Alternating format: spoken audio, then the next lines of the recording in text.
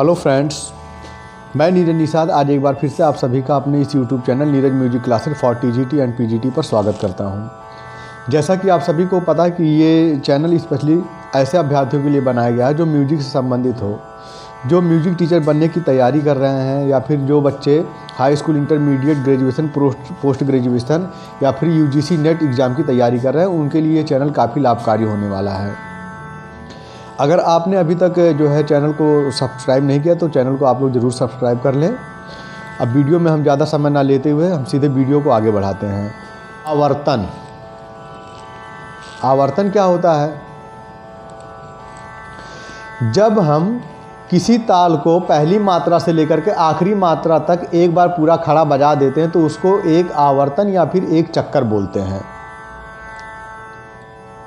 उसको आवर्तन या फिर चक्कर बोलते हैं। शुरू से लेकर के आखिरी तक बजा देते हैं और जब फिर उसको एक बार शुरू से लेकर के आखिरी तक बजाए, फिर शुरू से लेकर के आखिरी तक गए, जब 2 चक्कर हो गए तो उसको हम 2 आवर्तन बोलेंगे।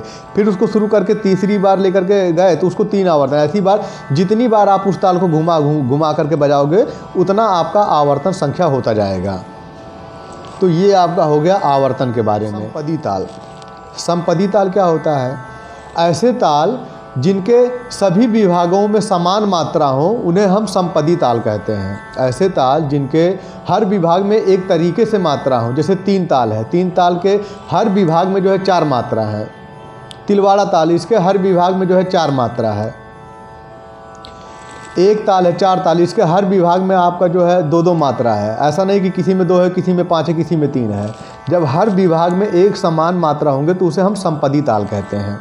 संपदी ताल के बाद आता है आपका विषमपदी ताल। विषमपदी ताल मतलब होता है ऐसे ताल जिनके हर विभाग में अलग अलग तरीके के मात्रा हों, उन्हें हम विषमपदी ताल कहते हैं। जैसे आप ले सकते हो झप ताल को, पहले विभाग में आपके 2 मात्रा, तीसरे विभाग में आपके 3 मात्रा, चौथे विभाग में 2 मात्रा, तीसरे विभाग में 2 मात्रा, फिर चौथे विभाग में आपके 3 मात्रा आ जाएंगे।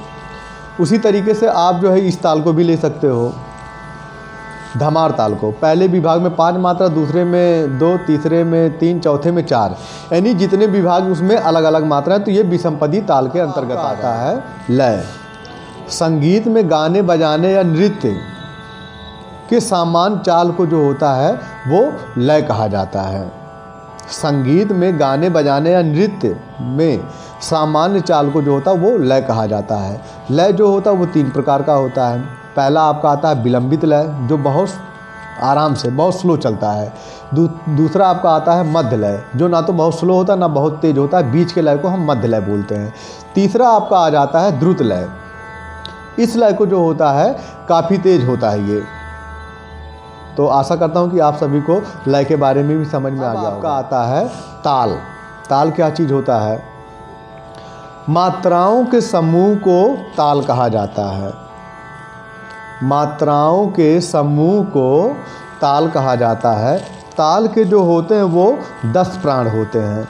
जैसे कौन कौन से होते हैं? आपका आ जाएगा काल, मार्ग, क्रिया, ग्रह, अंग, जाति, कला, लय, यति, प्रस्तार। ये आपके ताल के 10 प्राण होते हैं। अब आए मोहरा। मोहरा क्या होता है? मुलायम बोलों का वह समूह जिसे बजा करके सम को पकड़ा जाता है उसे मोहरा कहा जाता है। ये तिहाई युक्त भी हो सकता है, ये बिना तिहाई का भी हो सकता है। मुलायम बोलों का वह समूह जिसे बजा करके सम पर आते हैं उसे मोहरा कहा जाता है। मोहरा के बाद आपका आता है मुखड़ा। क्या होता है? गाते या बजाते समय बीच में कोई ऐसे बोल को बजा करके जब हम सम पर आते हैं तो उसे जो है मुखड़ा कहा जाता है।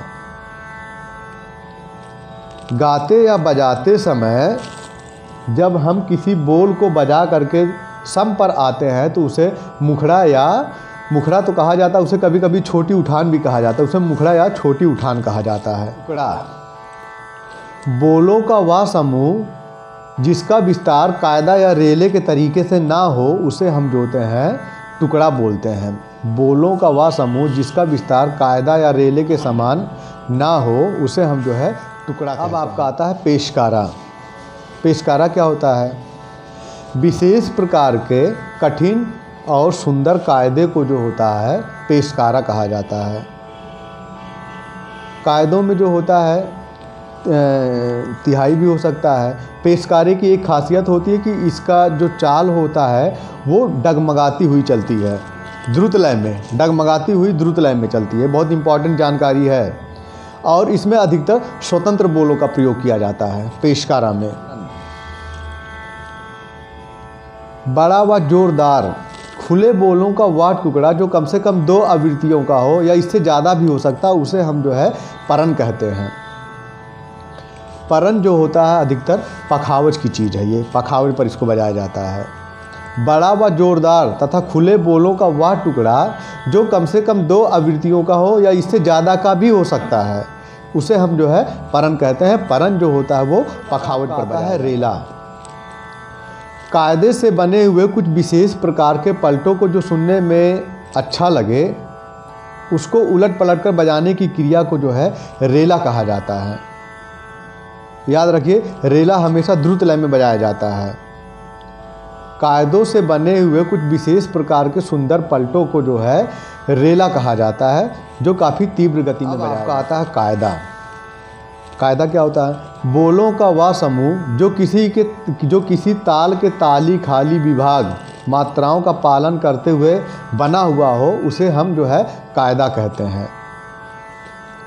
बोलों का वह समूह जो किसी भी ताल के ताली खाली मात्रा विभाग का आदि नियमों का पालन करते हुए बना हो, उसे हम कायदा कहते हैं। जैसे 3 ताल में कायदा है, धा धा टेटे धा धा तूना, ताता टेटे धा धा तूना।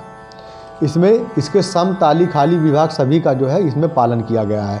कायदा को बजाने से हाथ जो होता है वो कायदे में आ जाता है तबले के लिए। पलटा किसे कहते हैं? जब हम कायदा के बोलों को उलट पलट कर बजाते हैं तो उसे पलटा कहा जाता है। जब हम कायदा के बोल को उलट पलट कर बजाते हैं तो इस क्रिया को जो है पलटा कहा जाता है। कुछ बोलों का वह समूह जिसे 3 बार बराबर बजा करके सम पर हम आते हैं तो उसे जो होता है तिहाई कहते हैं। कुछ बोलों का वह समूह जिसे 3 बार बराबर बजा करके हम सम पर आते हैं तो उसे जो होता है तिहाई कहते हैं। तिहाई 2 तरीके का होता है, एक होता है दमदार तिहाई, दूसरा होता है बेदम। ठाह, ठाह एक लय का प्रकार है। यह वह लय है जिसका चाल जो होता है गायन वादन और नृत्य में बराबर होता है। ठाह गायन वादन नृत्य में जिसका चाल बराबर होता है उसे ठाह। संगत किसे कहते हैं? संगत का मतलब होता है साथ देना। गायक या नार्तक यानी गाने वाले या फिर नाचने वाले कलाकार के साथ तबला या पखावज बजाने की क्रिया को जो होता है संगत कहते हैं। गायक या नार्तक के साथ तबला या पखावज बजाने की क्रिया को जो है संगत कहा जाता है।